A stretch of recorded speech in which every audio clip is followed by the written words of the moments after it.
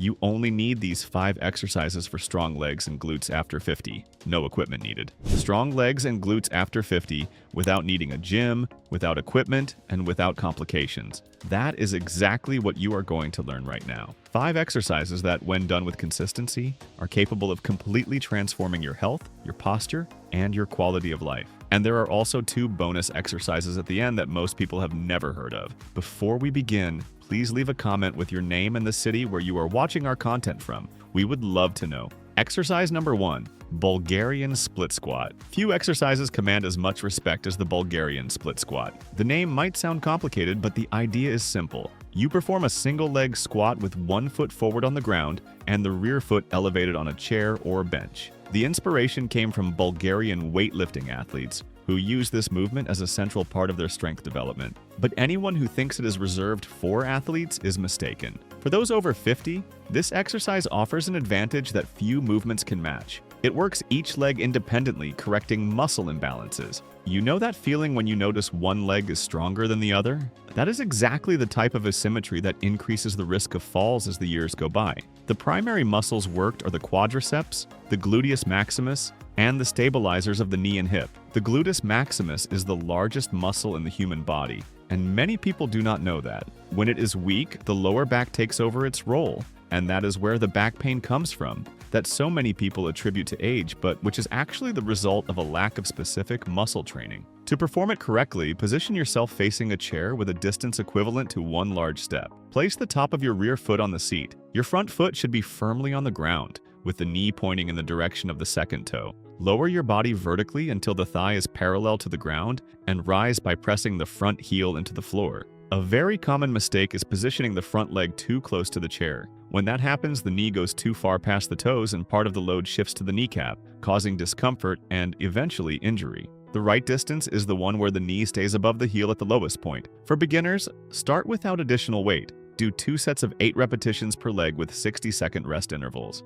Progress to 3 sets of 12 repetitions as you gain strength. If you feel instability, lightly support yourself with one hand on a nearby wall. Contraindications. People with acute knee problems or patellar tendon injuries should consult a professional before starting. Mild discomfort can be managed by reducing the range of motion, but acute pain requires clinical evaluation. Exercise number 2, elevated feet glute bridge. The traditional glute bridge is already excellent, but when you elevate your feet on a chair, something very specific happens. The gluteus maximus works through a greater range of motion, significantly intensifying muscle recruitment. This variation transforms an intermediate exercise into one of the most efficient for glute development without any equipment. The glute functions as the central stabilizer of the pelvis. When it is well developed, it maintains hip alignment during walking, going downstairs, and any movement that requires weight transfer between the legs. You know that feeling of your knees caving inward when sitting down or standing up? Most of the time, the root of the problem lies in weak glutes, not in the knees themselves.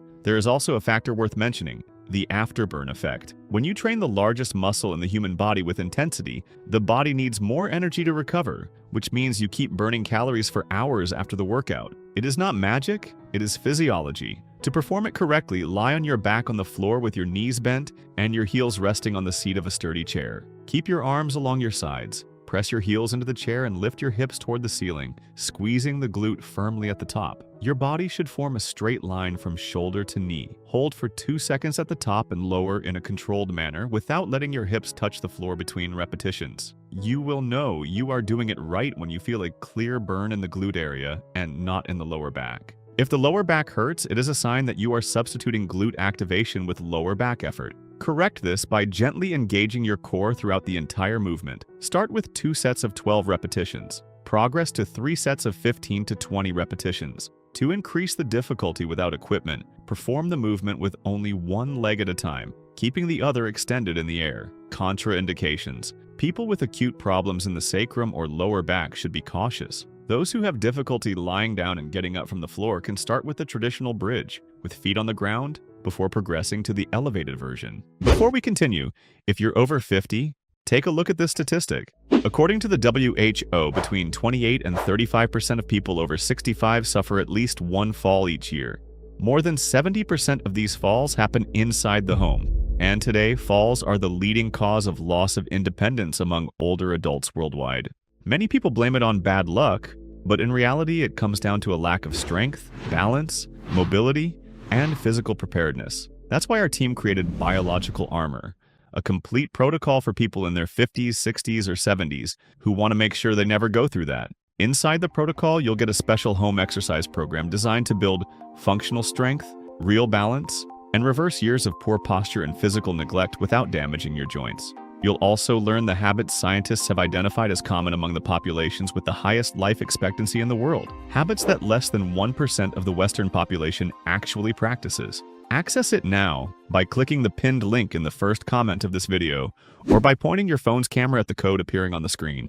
Exercise number 3, Sumo Squat. The Sumo Squat is one of the most functional variations that exists, and it is underused for one simple reason. People associate the name with wrestling athletes and think it is not for them. But the truth is that the wide stance with feet turned outward mimics exactly the movements we make in daily life. Bending down to pick something up off the floor, sitting in a low chair, getting up from a surface. For those over 50, this is gold. The fundamental difference between the sumo squat and the traditional squat lies in the angle of the feet and the width of the stance. With your feet about 1.5 times shoulder width apart and pointing between 45 and 60 degrees outward, the movement more intensely recruits the gluteus maximus, the inner thigh adductors, and the hamstrings. The hamstrings are a muscle group that is often neglected, but they play a direct role in knee stability and injury prevention. Can you imagine the impact this has on your daily life? Every time you train the adductors and the glutes with the sumo squat, you are building a stronger foundation for everything your body needs to do outside the gym. To perform it correctly, position your feet at the width described above, with your toes pointing outward. Keep your chest upright,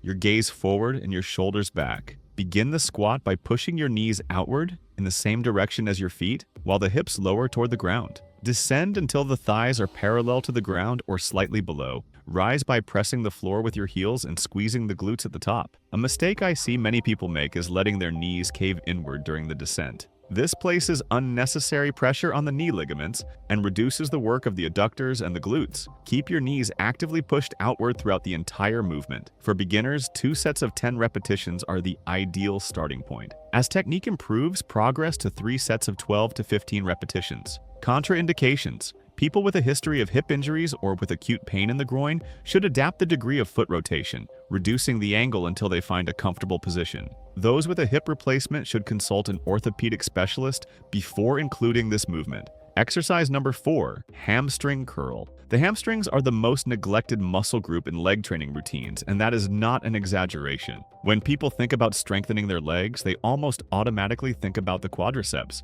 But the imbalance between the strong quadriceps and weak hamstrings is one of the most common causes of knee injuries, especially in people over 50. The hamstring curl, done on the floor without equipment, works exactly that muscle group in a direct and efficient way. You will be surprised by how challenging this simple movement can be when done with control. What makes this exercise particularly valuable is that it works the hamstrings both in their role of knee flexion and as a hip stabilizer, depending on the variation used. This is important because these muscles rarely act in isolation in the real world. When you walk, run, climb stairs, or stand up from a chair, the hamstrings are working in partnership with the glutes and the spinal erectors. To perform it correctly in the most accessible version, lie on your back with your knees bent and your feet on the floor. Lift your hips as in the glute bridge, and from that position, slowly slide 1 foot away from your body, extending the knee. Return slowly. This sliding motion works the hamstrings eccentrically, which is the phase responsible for a large part of muscle growth. If you have a smooth floor and a sock, the slide becomes even more efficient. An even more accessible variation is the standing hamstring curl. Stand with your hands lightly resting on a wall. Bend one knee by bringing the heel toward the glute. Hold for 1 second at the top and lower with control. Simple but very efficient when done in longer sets. A common mistake is performing the movement too quickly. Speed eliminates the work of the hamstrings and turns the exercise into a useless swing. The secret is in the controlled eccentric phase, that is the lowering portion. Count 2 to 3 seconds on the way down, and you will truly feel the muscle working. For beginners, start with 2 sets of 10 repetitions per leg. Progress to 3 sets of 12 to 15 repetitions as control improves. Contraindications. People with acute knee pain or with a diagnosis of posterior cruciate ligament injury should consult a professional before starting this movement. Those who have difficulty lying on the floor can perform only the standing version with wall support. Exercise number 5, calf raise. The calf is called the second heart of the body, and that nickname is no accident.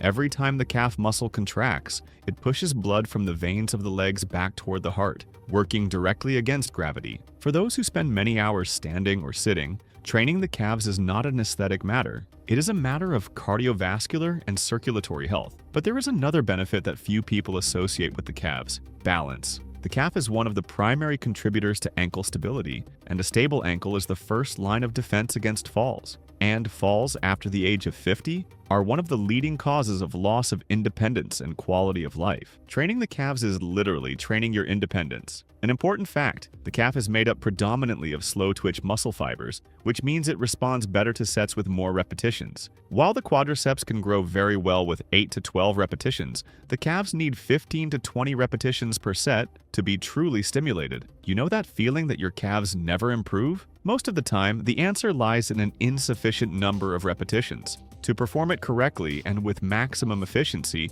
use a stair step or any elevated surface of 2 to 4 inches. Position only the front part of your foot on the step, leaving the heel free in the air. From that position, raise your heels as high as possible, squeezing the calf at the top for 1 second. Then lower slowly, letting the heel drop below the level of the step. This increased range of motion is what makes the real difference in muscle development. And do you know why that happens? When you do the raise on a flat surface, the calf is never fully stretched. On the step, you work from maximum stretch to maximum contraction, which is the ideal for muscle development. Vary the position of your feet throughout the sets, parallel, with toes slightly turned outward, and with toes slightly turned inward. This ensures that you work all portions of the calf muscle complex. For beginners, 3 sets of 15 repetitions on a flat surface are the starting point. As confidence grows, move to the step and increase to 17 to 20 repetitions. Contraindications: people with Achilles tendon injuries or with acute plantar fasciitis should be cautious with the step version. The flat surface version is safer in those cases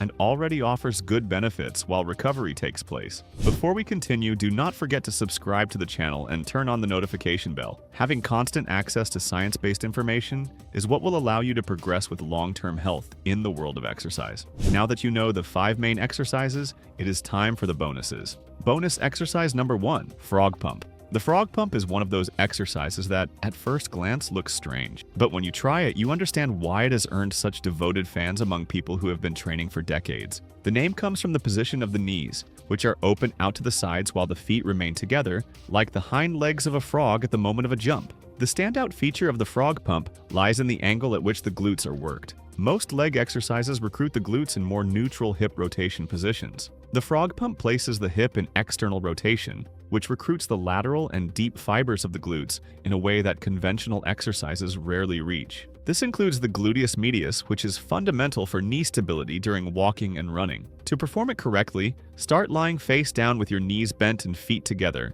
with the soles of your feet pointing upward. Open your knees outward, rotating the hips. From that position, squeeze the glutes forcefully and lift the knees off the ground, keeping the feet together. Hold for 2 seconds at the top and return slowly. It is a small movement, but the burn you will feel in the glutes will surprise you. A mistake I see many people make when learning this exercise is forcing the movement with the lower back, arching the spine too much. The movement should come exclusively from the glute contraction. If you feel pressure in the lower back, reduce the range of knee elevation until you have enough control to perform the movement cleanly. Start with 2 sets of 12 repetitions. Over time, progress to 3 sets of 15 to 20 repetitions. To feel even more activation, place a small pillow between your heels and squeeze it throughout the movement. Contraindications: people with acute groin pain or with trochanteric bursitis should avoid this exercise until a medical evaluation is completed, as the external hip rotation may aggravate these conditions. Bonus exercise number 2, resting squat. First of all, the resting squat is not the wall sit, that isometric hold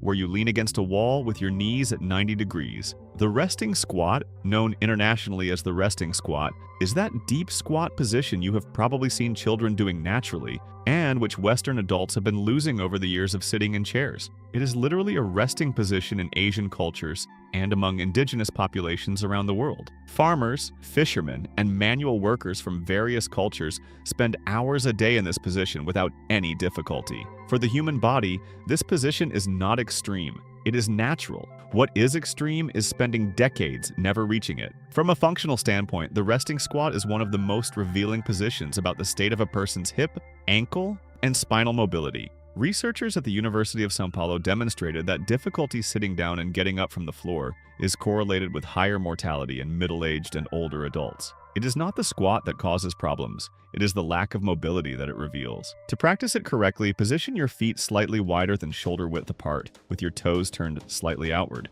Squat down slowly, lowering your hips toward the ground, with your weight on your heels if possible. At first, your heels will likely want to rise. This is a sign of limited ankle and hamstring mobility. Place a book or a small wedge under your heels to start, and gradually reduce the support over the following weeks. Once you are at the bottom, the goal is simply to remain in the position comfortably. There is no need to do repetitions. Start by trying to hold the position for 20 to 30 seconds. Over time, increase to 1 to 2 minutes. Regular practitioners can spend 5 to 10 minutes in this position without any discomfort. What makes this exercise particularly valuable is that it combines mobility, strength, and deep muscle recruitment simultaneously. It is not a strength exercise in the traditional sense. It is an exercise in muscular reclaiming, in recovering a capacity that the body should never have lost. Contraindications: people with a hip replacement or with a medical restriction on deep hip flexion should not practice this exercise. Those with acute knee pain should begin with a reduced range of motion and advance only as tolerance and professional guidance allow.